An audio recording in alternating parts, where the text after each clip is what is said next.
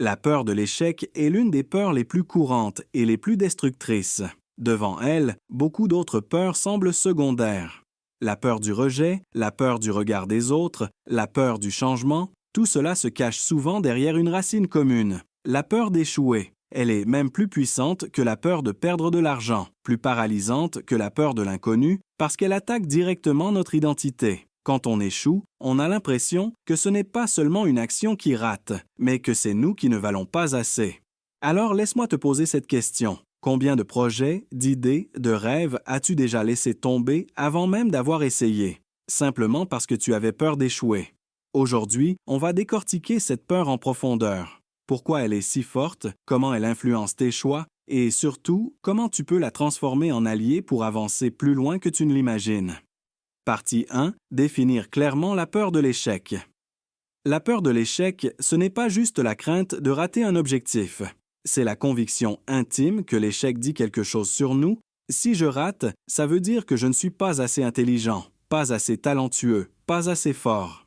Mais en réalité, l'échec n'est qu'un résultat temporaire. C'est un retour d'expérience qui te montre ce qui ne fonctionne pas une étiquette sur ta valeur personnelle. Pourtant, notre esprit fait souvent ce raccourci. Si j'échoue, c'est moi qui suis un échec.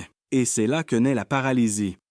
Partie 2. Pourquoi cette peur est si puissante? Cette peur n'apparaît pas par hasard. Elle est profondément ancrée dans notre éducation et notre environnement. À l'école, une erreur se traduit par une mauvaise note. On ne nous apprend pas à apprendre de nos erreurs, mais à les éviter à tout prix. Dans la société, celui qui échoue est souvent pointé du doigt, jugé, parfois même ridiculisé. Dans la famille, combien de fois a-t-on entendu des phrases comme « Sois prudent »,« Ne prends pas de risques »,« Ne rate pas, c'est important ». À force d'entendre et de vivre cela, notre cerveau associe l'échec non pas à l'apprentissage, mais à la honte. Et cette association devient si forte qu'elle nous bloque avant même d'agir. Partie 3. Les conséquences concrètes de cette peur. Alors, que se passe-t-il quand la peur de l'échec domine ta vie? La procrastination. Tu repousses les choses importantes, pas parce que tu es paresseux, mais parce que tu redoutes d'échouer. C'est une manière déguisée de te protéger. Le manque d'initiative. Tu refuses certaines opportunités parce qu'elles impliquent un risque. Tu restes dans ta zone connue, même si elle ne te rend pas heureux, parce qu'elle est sûre. La stagnation personnelle et professionnelle. Cette peur t'empêche de progresser. Tu t'enfermes dans un quotidien qui t'étouffe, simplement pour éviter le risque de déception. Partie 4. Les racines psychologiques. Pourquoi l'échec nous touche-t-il autant? Parce qu'il remet en cause notre estime de soi.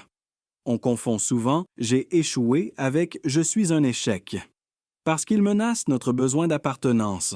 On craint d'être jugé, rejeté ou moqué si on rate. Parce qu'il joue sur notre besoin de sécurité. L'échec est vu comme un danger qui peut compromettre notre avenir ou nos relations. En réalité, cette peur n'est pas une preuve de faiblesse. C'est un mécanisme de protection. Mais si tu la laisses diriger ta vie, elle finit par te protéger de ta propre réussite. Partie 5. Comment transformer cette peur en force? Heureusement, cette peur n'a pas à être une prison. Tu peux la rééduquer. Redéfinir l'échec. Au lieu de le voir comme une fin, considère-le comme un processus. Chaque tentative te rapproche de la solution, même si elle ne marche pas du premier coup. Par exemple, un sportif qui tombe en s'entraînant n'échoue pas. Il progresse. Pourquoi devrait-il en être autrement pour toi? Dissocier ton identité de tes résultats. Tu n'es pas ton échec. Tu es une personne qui a essayé quelque chose qui n'a pas fonctionné. Et ça, c'est une énorme différence. Changer ton rapport au regard des autres. Demande-toi, si j'échoue, qu'est-ce qui se passe vraiment? Dans 90% des cas, la réponse est rien de grave. Ceux qui critiquent oublient vite. Et ceux qui comptent pour toi t'encourageront. Avancer par petites victoires. Au lieu de viser tout de suite un objectif énorme, commence par des étapes accessibles. Chaque petite réussite réduit la peur et augmente ta confiance. T'entraîner à échouer. Oui, ça peut paraître étrange, mais volontairement te mettre dans des situations où tu risques de rater te désensibilise. Petit à petit, tu réalises que ce n'est pas si terrible. Partie 6. Exemple inspirant. Pense aux entrepreneurs, aux inventeurs, aux artistes, aucun d'eux n'a réussi du premier coup. Walt Disney a été renvoyé d'un journal parce qu'on disait qu'il manquait d'imagination. Michael Jordan a raté plus de 9000 tirs dans sa carrière et perdu près de 300 matchs. Mais ils n'ont pas laissé l'échec les définir. Ils l'ont utilisé comme carburant. Alors retiens ceci, la peur de l'échec est puissante, mais elle ne doit pas être ton maître. C'est une illusion qui te fait croire qu'en évitant de tomber, tu seras protégé. Mais en réalité, en évitant de tomber, tu t'empêches de grandir. Le vrai échec, ce n'est pas de tomber. Le vrai échec, c'est de ne jamais avoir essayé.